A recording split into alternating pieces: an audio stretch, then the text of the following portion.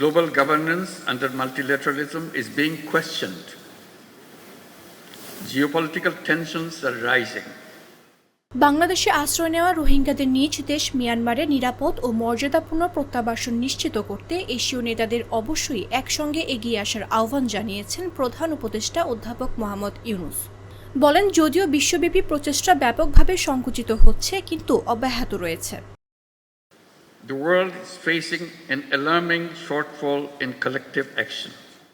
বৃহস্পতিবার চীনের Boao forum বার্ষিক সম্মেলনে দেয়া ভাষণে এসব কথা বলেন তিনি।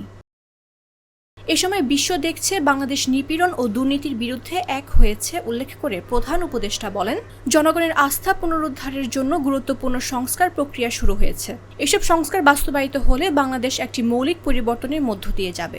Underwent a historical transformation in July-August last year. এছাড়াও জলবায়ু সংকট মানবজাতির অস্বস্তির জন্য হুমকি উল্লেখ করে প্রধান উপদেষ্টা বলেন, জলবায়ু দুর্যোগজনিত আর্থিক ক্ষতির পরিমাণ এশিয়া প্যাসিফিক অঞ্চলে 65 বিলিয়ন মার্কিন ডলার ছাড়িয়ে গেছে।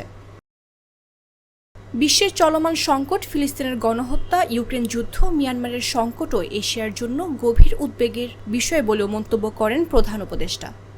মামদুহা রাইসা, জাগো নিউজ।